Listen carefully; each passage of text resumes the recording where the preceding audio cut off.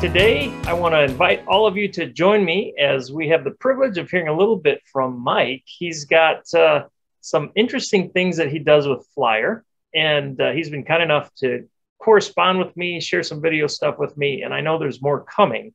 And so this is just to whet your appetite a little bit about some of the things you can do with Flyer, just using traditional Flyer apparatus.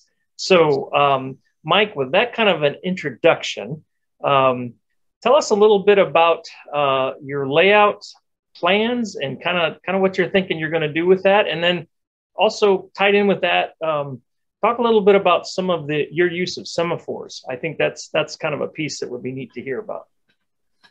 Well, it's the layout is just on some resin tables. They're 2.5 by 6 feet long, and I've got them in a rectangle. So right now they're 6 foot by 11. Eventually they'll be moved from the location in the living room down to the basement, and it'll be a bigger layout, and I can spread things out more. But right now it's just 2 loops, so we can rail fan and you know, just sit there watching TV, and they'll kind of run in the background. On one half of the layout, I've got 4 sidings, one with a runaround track. And there's an interchange track in between because I try and run a little bit, sort of kind of for toy trainish, like a real railroad. Mm-hmm. I've been watching a site called DJ's Trains. He's an actual engineer for CSX. Yep. And he talks about operations and how he says, you guys are always running your trains too fast. Yep. Anyway, I got some hints from him, and I try and run my trains that have tank cars. I try and put like box cars or gondolas in between the caboose and the tank cars, and the engine in the tank cars, kind of like the real thing. And mm-hmm. I try and do a little bit of, you know, interchanges. Right now it's just at a whim, but eventually I'll have you know, train cards and a timetable, because my wife likes kind of that stuff. And okay. I've got a freeware program that will let me put my inventory of cars and engines, and it will actually create lists. So switching lists. Yep. So it'll be one of these things that's just random. So it's not always monotonous and the same thing over and over and over again. Yeah. Kind of like what I do with my HO trains down in the basement. Okay. So tell us a little bit about how do you choose to work with the uncoupling of cars, and where do you position your uncouplers? Do you, for example, do you have an uncoupler on the main line and then one in the siding, that kind of thing? Well, I think I've got about 8 or 10 uncouplers on there right now. Okay. I've got one on the main line to drop with the train, you know, to uncouple the car on the main line, because I don't have an area big enough to you know, to put basically to pull into a siding to do it. So mm-hmm. The compromise, I put them on the main line. I'll cut a set of cars off on the main line, and then I'll back into the interchange or into the siding, drop the cars off that have to be dropped off. Then clear the interchange or the siding and back onto the main, and the way it goes till I want to do something else. Okay. And vice versa. And then, like I said, the interchange track, I used 3 switches, 1 on each main, and then 1 for the interchange. Okay. And I used a 2-train operation to kill one side of the other when it's being run. So I don't even actually have it insulated. Oh, wow. So, and it's not a problem. Let me pause just for a second. For those of you that aren't sure what he means by 2-train operation, on the switch, on your switch above the frog, there's a little dial that says 2-train, and what's the other? Regular. Regular. Okay, so that's what you're referring to, correct? When you say correct. Okay. Because the regular will power up both sides of the track, both sections of the track at all times. Okay. But there's a caveat to that. The right-hand switches and the left-hand switches are wired differently. If you take off the bottom and look at them, that single pole, single throw switch, on one, the base rail is wired on the right-hand switches, and on the left-hand switches, it's on the inside rail. So with regular operation, if I put the track terminal on the frog side of the switch for the best way to describe it. And I go to regular operation, both rails will be powered up. But if I do the same thing with a left-hand switch, it will be selective regardless of whether it's two-train or regular, because it's the inside rail, not the base rail. I found that out the hard way when I couldn't get my bumpers to light up. Well, and I corresponded with Tom Barker. Yeah. Because he had a diagram in his book, and I wasn't trying to correct him or anything, but I was pointing out that I found out that they're wired different. Yeah. The diagram that you have in there is only for a right-hand switch, not for the left-hand switch, because it connects the two different rails. So I found out the hard way. So in order for me to have all my bumpers lit, if I want it like that, I have to make sure that I have the throttle down on that section of track leading into the switch, or I have to put it as part of a turn. Okay. Wow. I have to put it on a curve and then have the straight section be the siding. Gotcha. And that also explains why I've been wondering why some of my bumpers aren't remaining lit. And that's the reason why. I'm looking at the switches as you're talking, like, aha. That's why if you take the cover off the bottom, you will see that single pole, single throw switch is wired to different rails depending on if it's a right hand or a left hand. Okay. Wow. Good to know. Thank you. Yeah.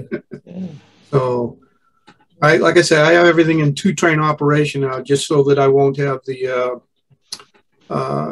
have both throttles providing power to that interchange track that I made. Okay. It'll be one or the other. Yeah. All right. Well, I mentioned earlier that you have used semaphores to control your train operation. Tell us a little bit about that, if you would, please. Well, it's all about where you place the trips. I use the pressure trips, the ones that you can dial in. I can't remember the number off the top of my head which one it is, but there's two of those, and I usually put that right as it leaves the dead block, because there's a dead section of track that you have to create for the train to stop. It's either 2 or 3 sections of track. Okay. Depending on how fast you run your locomotives will determine whether you need two 10-foot lengths, 2 10-inch lengths, or 3, because I found that the steam locomotives coast more than the diesels when you shut them off. It's almost like having the can motors and the flywheels on the HO, where it'll continue to roll a little bit. Yeah. The steam locomotives have a tendency to roll more than the diesels do. Okay. And so I put 3 sections of track where I isolate it. Put a track switch, one of the trips in front of that, and the other one's on the other side of the layout, about halfway across. And as soon as the train goes over that, it throws a semaphore red, and it'll stay that way until it goes around and hits the track trip on the other side, and then it'll make it go green. And so I can run 2 trains at the same time on the same section of track. Of course, you gotta have the speeds okay. You know, they gotta be kind of compatible. Because my layout isn't that big, it has to be fairly, 4 or 5 cars. So what I used to do is just put passenger cars, 4 passenger cars in a locomotive, and I could run them like that for. You still can't be asleep at the wheel, because occasionally one will get a little bit faster than the other. Okay. And sometimes it'll go across the other track trip before the other one gets started. So you get rear end collisions. So you've got to kind of pay attention. But if I had a bigger layout, it wouldn't be an issue, because the second train would start, it would go across the switch and have the section dead behind it. Before the other train even comes close to it. So there's some other videos on there where guys have them. Yeah. There's one guy who calls it the Super 8, and he's got like 2 trains going through a figure 8. And he's got 4 semaphores protecting the diamond, but he's using, I think, little reed switches in the track. So that means he's got to put a magnet on the bottom of his cars or whatever. Mine are just a standard American Flyer track trips, and so you have 5 wires. The black and white or the black and yellow go to the 18-volt power, the non-variable power. The red and green, one goes to one switch, one goes to one trip, and one goes to the other trip. Okay. And then the white wire is where you put I think, is it a 709 terminal that just has the terminal. You can use the regular 690 to just connect one side, but that goes in the dead section. Okay. So you're really killing one rail. Yes, the base rail. Yeah. That's where you put the insulators on the base rail. But then they have a lockout eliminator. I think it's a 609 is the number, but I won't swear to it. But you hook that up, and that connects between the base rails of the dead section in the previous live section. And what that does, it allows a trickle of power going into that section, so that the reverse unit doesn't change. There's enough voltage in to do it, but not enough to make it shift to neutral on the 4 position or to reverse on the 2 position. Okay. And so the train starts up, so you don't have to lock the train in one direction, because, like I say, I like to operate them. Yeah. But of course, I don't try and operate when I'm running 2 trains on the same track. I'm not that courageous yet. So I'll figure that out and eventually make it so that I can do that. But if I stop one to drop cars off, the other one's going to sit in that dead block until I'm finished and moved out. I just haven't figured out how I want to do that yet. Okay. But it'll have to be a bigger layout for me to do that, because the trains get there so quick. Yeah. Yeah. And I try and get them to crawl, but you got to keep them enough speed, because sometimes they'll want to stall on a switch. So I got to have them fast enough to keep going. But I do try and run them slow. Okay. Well, John, one other question that I'd love to hear your thoughts on is this idea of using CRC to help with track conductivity. What's kind of been your experience with that? Well, the first time I put it on, I wiped the whole track with it, and I let it dry, because that's what Dave, AFT trains, that's what he said he does. He lets it sit for a couple of days. So I did that the first time, and I must have ran them for like 2 or 3 weeks and never cleaned the track. Okay. There really wasn't any sparking ananymore. The caboose lights stayed on solid. They didn't flicker anymore. The same with the passenger cars. Okay. So pretty much now all I do is, I'll get a rag out every so often, and I will just wipe the tracks down. I don't even really apply anymore. Oh, wow. And when I clean the wheels, everything just wipes off easily now. It doesn't, I'm not sitting there with alcohol, with Q-tips. I must have gone through, containers of Q-tips, cleaning them the first time from all the old stuff. But now it's just, I turn them upside down. It takes me about 2 minutes, just wipe them, and they're back on the rails again. Okay.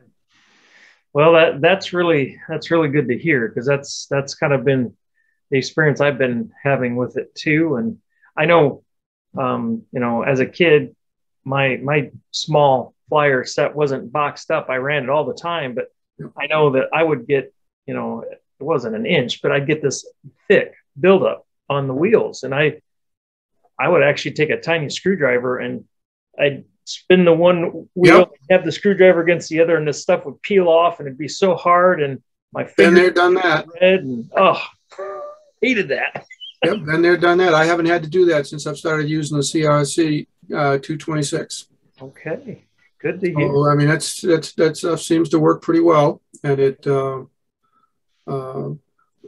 Now what I do is that if I put it on, I'll just put a little bit on one section and let the trains run, and it spreads it itself. Okay. Occasionally I have two of the track cleaning cars, the flat cars, and I'll put one on each locomotive and let that haul it around the track for a little bit, and then put some of that on there. But the cleaning is a lot easier since I've been using that stuff.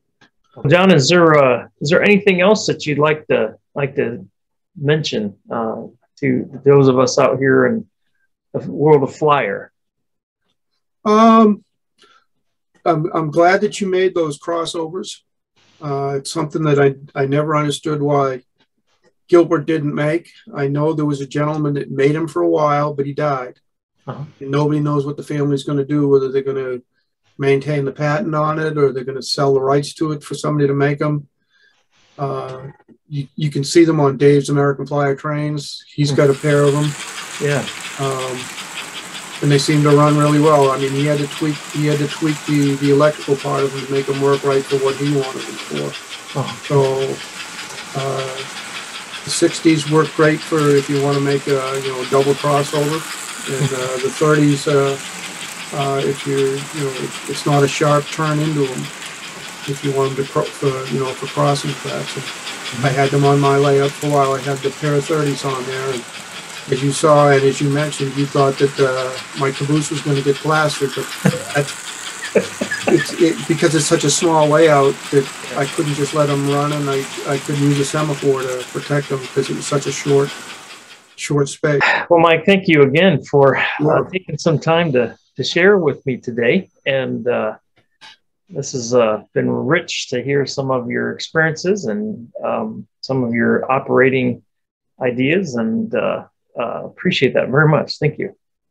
Oh, you're welcome. I mean, I didn't mean to be so long-winded with stuff, but sometimes I don't know any other way to explain things. That's just the way it is. Yeah. I'm old now, so I can be that way. And you're retired. You're a lucky guy. That's right. I retired January 1st after 30 years. Congratulations.